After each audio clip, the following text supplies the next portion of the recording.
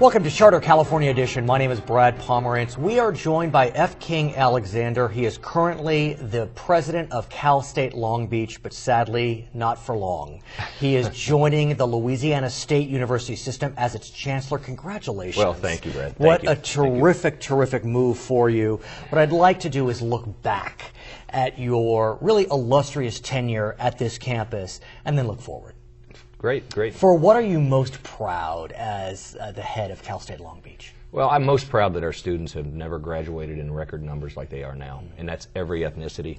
We're at our highest graduation rates, our highest graduation numbers, and at the same time our commitment to first-generation students hasn't wavered one bit, and we've had more first-generation students than we've ever had on our campus. And what I think is one of your crowning accomplishments is your partnership with the Long Beach Unified School District, the Long Beach City College, and now CSULB, creating what's called the Long Beach Promise. Yeah. Tell us about that and how wildly successful it has been. Well, this has been an ongoing, it certainly started with Mayor Beverly O'Neill, but it was infused in... Who had been the president of Long Beach City. Long Beach City College. Right. And a graduate of Cal State Long Beach. Oh, great. So the connections keep course. going. The foundation for this program was laid then, but it was really kicked into gear in the last 4, 5, 6 years, where we re-energized it. We had our faculty meet with the school faculty and the Long Beach City College faculty. And briefly, what exactly is the promise? Explain the seamless transition between the three institutions. The promise is this: it's to every parent in our local school district that if they do the following things and have their students take the following classes from 5th grade all the way through high school, that we're holding them a spot.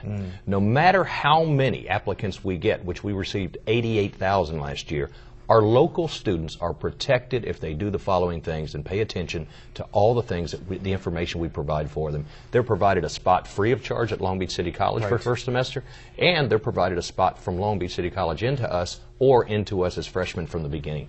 Why has this program been so successful? We always hear about the next best great thing. Yeah. Why is this working? Well, it was interesting because so many people around the state have heard about it, and we get calls from even around the country, from Des Moines, Iowa, from Louisville, Kentucky, Atlanta, talking about this. And it's not one or two small things; it's hundreds of things. It's our faculty, our College of Education faculty, working with the teachers. It's our students. It's our swapping of data. It's the fact that we test. In California, 75% of the juniors take the EAP exam to determine the early assessment placement exam determines whether they're college ready at the end of their junior year. In Long Beach, it's mandatory. We have 98% of our students taking it, and those students find out whether they need to increase the rigor of their senior year to make them college eligible. And I understand recently the California State Senate came to this campus to learn more about the promise. They actually relocated from Sacramento 31 state senators to come down here and spend a day and a half talking about how this is working so well and how, quite honestly, it's not rocket science as we communicate with each other. Chris Steinhauser, Eloy Oakley, and I. The superintendent of Long Beach Unified, and then, of course, Mr. Oakley is the president of Long Beach City. And really the foundation principle in all this is that every one of these kids are our kids. And we have to work together to make sure they have a pathway through college and to complete what they start. Speaking of our kids, your kids, they're sad. They're sad you're leaving. You are very well liked on the Cal State Long Beach campus. I think it's fair to say a lot of people didn't see it coming, and that's said with all the respect that it's intended. Talk to us about the process. You know, what made you decide that you had a great run at Cal State Long Beach, but it was time to move on? Well, this actually, we've stayed here longer than we've stayed anywhere since me growing up in Gainesville, Florida. Sure. Was it 8 years? Is it almost 8 years And now. Is that a long term for any college president, generally speaking? It is, because most college presidents are about 62 or 3 and are headed into retirement. And we've lost 11 to retirements just in the CSU in the last 2 years. That's true. So it's a good stretch. I've been doing this 13 years now, 4.5 years at Murray State. And now, this was a wonderful opportunity to take over the system and the flagship institution and to work with a great board and to be closer to my parents who are getting older. And it's not, it's well known that you had been rumored as a potential candidate to head up the entire system in California. Why that didn't happen, some would say You didn't want it, you don't need to respond. But what we do know is that Louisiana is better for having you join this team. Tell us a bit about the Louisiana State system and what attracted you. Like you said, your parents are close, which is so very important. Yeah. But tell us more about the Louisiana system. Well, it's actually one of these systems that really wasn't planned out from the beginning. It just kind of evolved into what it is. So it has three big systems, the LSU system being the largest part of that, with 2 hospitals, one in Shreveport, one in New Orleans. They, like many southern states, have poverty issues, have inequity issues, and other issues that I think a big progressive public university should be engaged in trying to solve all those problems for any part of the state. I also wonder about the impact of Hurricane Katrina on LSU. Of course, the flagship campus is in Baton Rouge, not New Orleans, so not as severely impacted as New Orleans was. But still, we have heard about the flight of so many people out of New Orleans.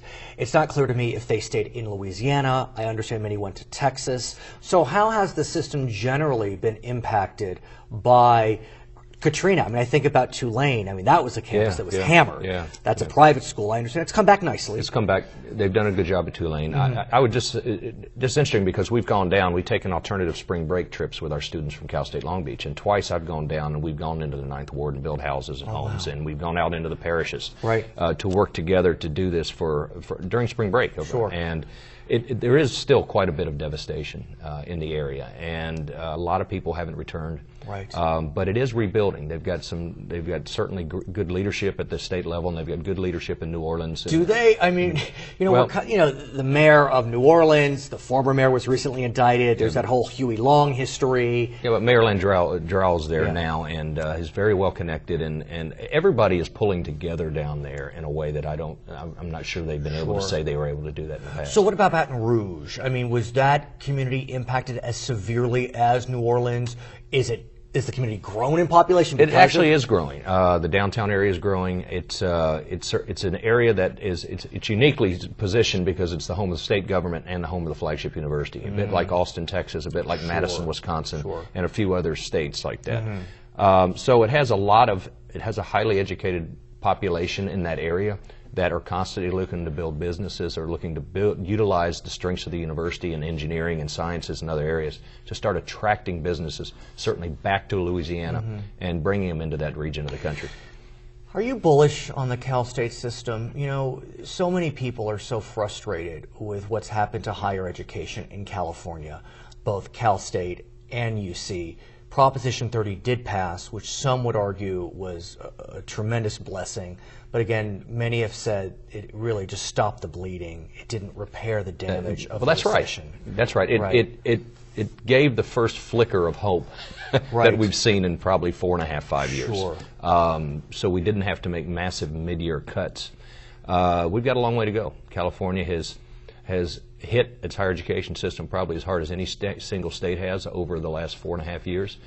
What we've been able to be effective in Washington is limiting the bloodletting that a number of our states have been imposing on higher education.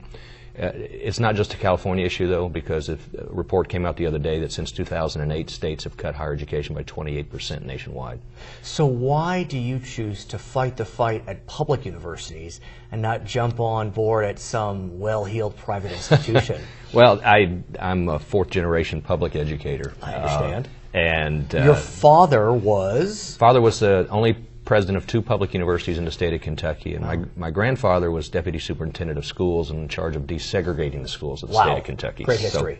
And your brother's an educator now. Brother teaches at Vanderbilt in the pre-law program. So we're public education is our family business, and I just want our students to know that when I'm working in Washington, I will still be fighting for our students, Cal State Long Beach and the Cal State students.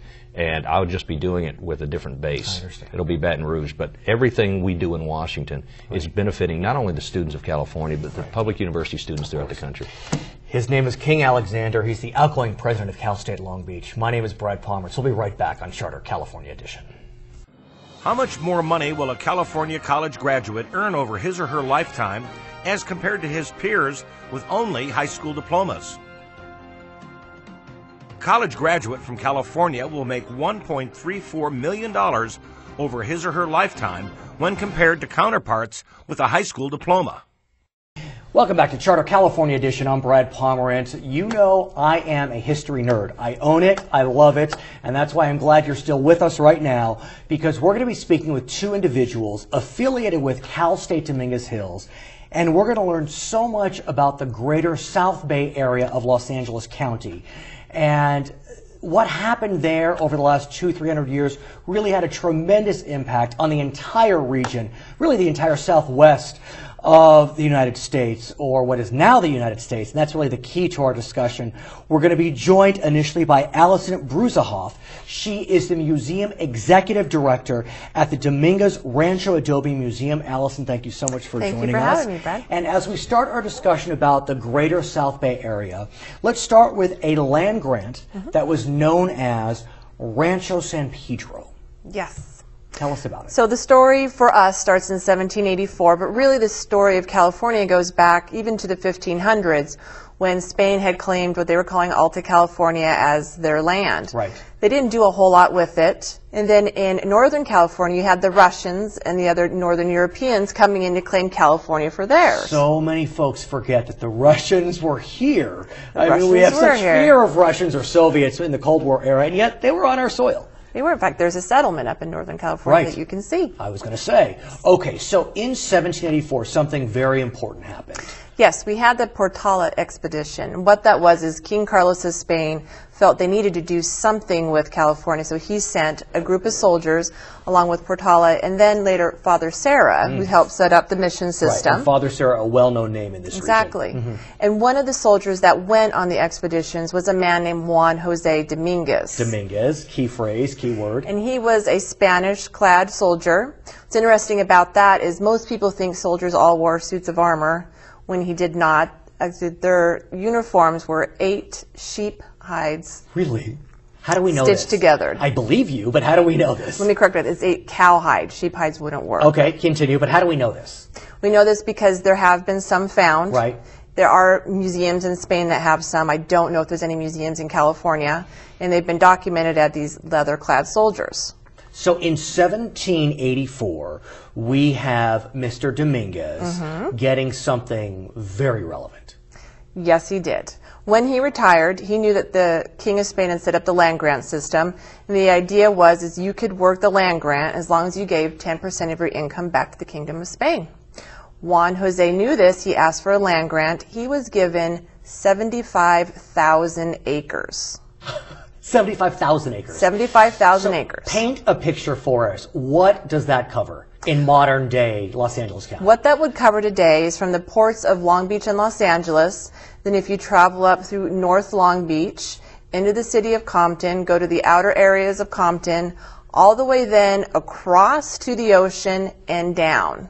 So that would be Long Beach, Torrance, Carson, at that time Palos Verdes, Rancho Palos Verdes. If you were to put a map of what we call the South Bay over the Rancho San Pedro, that is what it is. It's a massive area. Massive. Absolutely huge. But we know that this area was impacted by a variety of conflicts between various nations, Spain, Mexico, the United States, and those conflicts had an impact on this land.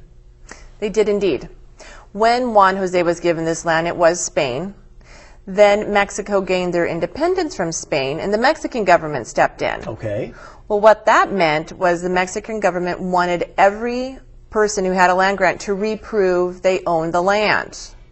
So Juan Jose had passed away at this point. He had given the land to his nephew, Cristobal. So Cristobal got the re-grant from the Mexican government. Every time you got a re-grant, though, you had to prove you had all of the documentation, every letter, every notation. This family, the Dominguez family, had kept all of that. Then you speed up with the Mexican-American War. And that's really, I think, a pivotal moment because obviously this entire area was under Mexican control. Correct. The Spanish, as you said, ultimately left. And as a result of the U.S. annexing Texas, the entire Southwest was impacted by this Mexican-American War. And so what happened during that era that wound up further impacting this huge land grant that makes up much of the South Bay? Well, at the end of the war, the U.S. wins, one of the first things they do is they bring out the U.S. Patent Office. So the Patent Office comes out to California, and they ask, well, you say you own this land, you say you've owned it with the Mexican government and the Spanish government, you need to prove to us that you did own this land. If you can't prove it, we will take your land. Oh my. And at that time, a lot of the ranchos, they lost everything. Right. It didn't matter that they had owned the land since the 1700s. They didn't have the documentation. Well, at this time, Cristobal's son Manuel is in charge of the Rancho San Pedro. And here's a picture of Manuel.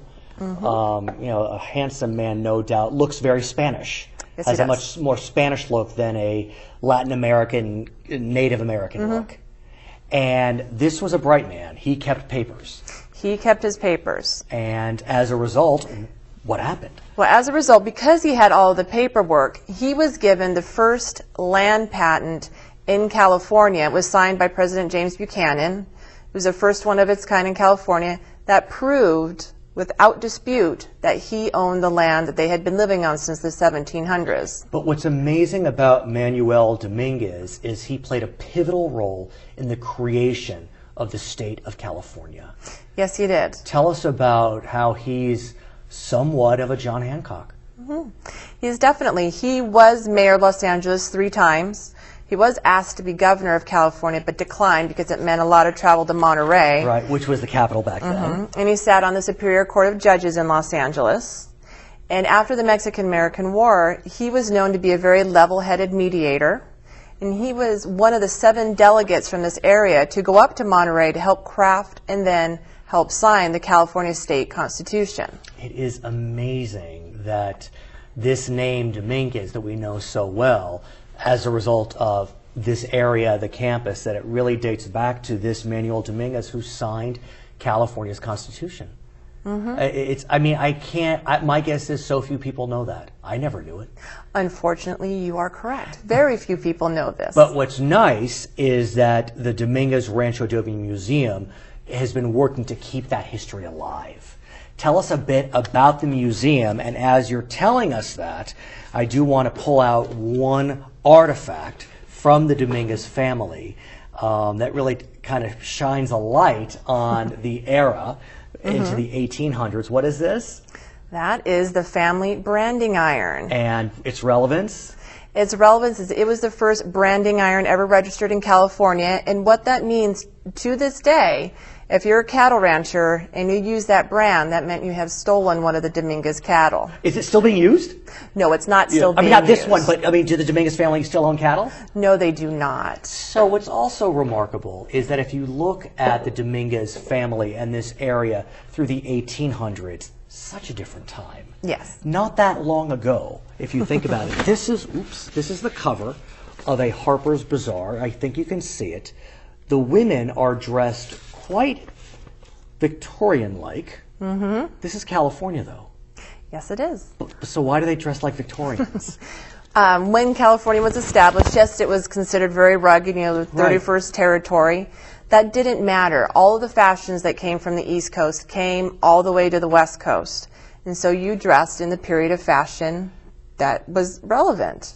And if you were interviewing me back in 1840, that is the dress I would have been wearing. And if you would go to the museum, you will see all these artifacts, pictures, documents that are so critical to this area's history.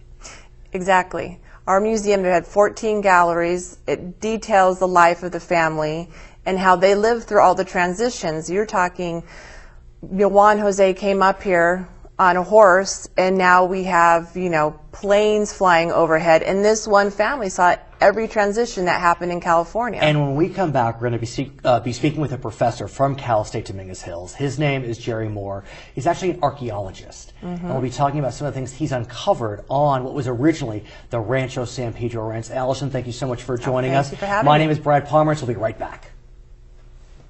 Of the 800-plus land grants provided by Spain and Mexico before California became part of the United States, how many did Spain grant? Of the over 800 land grants issued before California joined the United States, the Spanish only granted about 30. Welcome back to Charter California Edition. I'm Brad Pomerance. We are now joined by Dr. Jerry Moore. I think he looks like Indiana Jones. I'm just saying. He's a modern-day Indiana Jones, professor of anthropology at Cal State Dominguez Hills, works as an archaeologist. You were that boy that loved to dig things up. Yep. And you grew up and now you're digging things up. That's exactly right. Why don't you tell us a bit about your area of study, and then we'll talk more about what was Rancho San Pedro. My principal specialty is in the archaeology of South America. Right. And so I've worked in Peru on and off for the last 30 years. I've also worked in Baja California. Sure. But in 2009, 2008, I think it was, this opportunity arose to form an educational partnership with the Rancho Dominguez. Between Cal State University, Dominguez Hills, and the Rancho. And, you know, the Rancho is this marvelous place. And what is the Rancho Dominguez, and how does that relate to the Rancho San Pedro? Well, the Rancho Dominguez is kind of the vestige of that larger land grant, which over the late 19th century was divided among various heirs.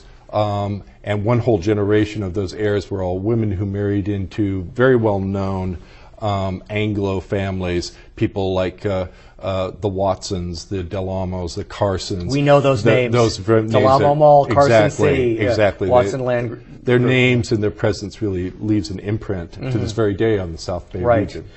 So continue. Yeah. So we had an opportunity to be able to begin to teach Cal State Dominguez Hills undergraduates archaeological techniques, specifically excavation techniques, by doing a very modest, at first, set of projects there at the Rancho Dominguez. Let's talk about, this is one item. It was not excavated through your class, right, but it's an example of what has been found in Rancho Dominguez, sure, Rancho San Pedro. What is it that we're looking at? Well, it looks to be not only a copper cauldron, but the interesting thing about it, if we turn it around, is that it's been repeatedly mended. Right.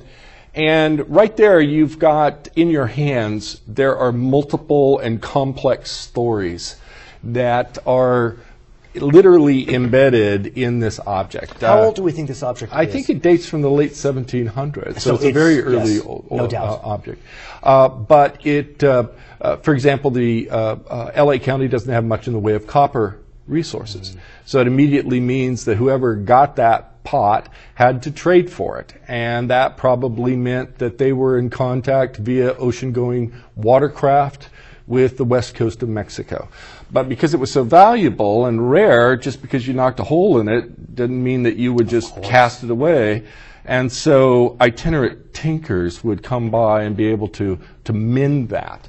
So again, I love that you are showing how there's a story in this one item. Well, this one item tells a story. That's right. And that's the excitement, of course, about doing archaeology, because it's taking often these really small but extraordinarily concrete objects and trying to discover not only the stories that are embedded in them, but the lives, the past human lives that are represented by the object. So through your class, and we're showing pictures of your archaeological excavations, which, like you said, are simple. Yes. In the best sense. Yes, right. But you are uncovering some interesting objects that tell stories. Absolutely. One of the things that we're seeing, where we have been excavating to date, seems to be an area where the Rancho, as an active ranch, which it was up until 1920, where there were a series of kind of outbuildings, we think, or maybe outside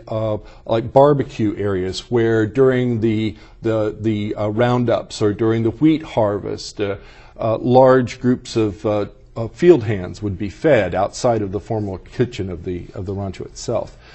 And like with so many things that archaeology leads us to, those lives and aspects of that, they're not written down. Right. It's the undocumented histories of the region and those lives that we can get some insight into. So what does this tell us? What are your findings, albeit small in terms of physicality? Right. What are they telling us about the history of this region? One of the things that's so amazing about the Rancho as a place to do this kind of work is that it has been, as a space, it's been this witness to the fundamental and transformations that occur across LA County. I mean, for example, as I mentioned, most of the stuff that we're looking at right now dates to the late 1800s, early 1900s. But think about that time. I mean, we may be a county of over 10 million people, right, practically the size of the state of Michigan. But in the late 1800s, a mere 120 years ago, how large was this county? Oh, I think it was 25. Let's say in 1900 it was 170,000. Yes, right. Yeah, or 100 times bigger. And 25 years later, the population has increased by something like 400%. Right. I mean, to give you, for example, the Rancho Dominguez sits right on the Alameda Corridor, which links the port of San Pedro and Long Beach to the downtown Pueblo de Los Angeles. In the 1880s, 1890s, the most valuable exports out of LA County were things like cowhides and wheat. In 1920, the most valuable exports are petroleum and movies. Right. And so you, in a 50-year period, you see these just incredible transformations that take place across LA County as well as across the western United States. But the Rancho Dominguez was kind of a witness to all of those transformations, and we see small indications of that in our excavations. So how did that rancho, and how does that rancho impact modern Southern California or Southwest? Well, it's kind of an interesting point, because one of the things that's always so fascinating about the Rancho is that so many people don't even know it's there. Right. It is this hidden gem. And in fact, one of the interesting things about using it as a place to do archaeology is that the Alameda Corridor is dominated by railroad lines, heavy semi-trucks, there's graffiti on concrete overpasses, all that sort of stuff. And then you make the turn into the driveway that leads to the Rancho, and it's like stepping into Shangri-La. And for my students, one of the things that's important about that experience is that it's almost a metaphor for what archaeology is like. Because literally, the thing about archaeology is that there are these stories, these histories that can literally be under your feet. Literally. And the thing about the Rancho is that all my students drive up and down that, and very few of them had ever been into the Rancho, stepped foot in this beautiful garden spot. Where the museum is. Where the museum is, until they took that class. So where do you go next with your archaeological excavations? Yeah. Well, we were just very fortunate at Cal State University Dominguez Hills, in a time of very constricted budgets for higher education, to be awarded some important pieces of research equipment. We're in the process of purchasing ground-penetrating radar, a magnetometer, and a machine that's called a portable XRF machine, which looks like something out of Star Trek. Which basically, you can take it and point it at an artifact like this, and in 15 to 30 seconds, you can get a readout in terms of parts per million of the elements, the trace elements, carbon, zinc, barium. So you can date it quickly? Well, not so you can date it quickly, but you can take that material and compare it to another source or to another material and see if they come from the same spot. Okay. Amazing. Now, one of the things I mentioned at the outset is this area that we've been excavating, we have thought might have been used as an outside feeding area. Sure. So one of the things I hope to do a year from now, next spring, when we'll be excavating again, is to do a series of soil samples and then compare them and try to see if in fact that was how that area was used. And you're going to come back and tell us all about it. I certainly will. He's Jerry Moore. I'm Brad Pomerance. I hope you enjoyed today's Charter California edition.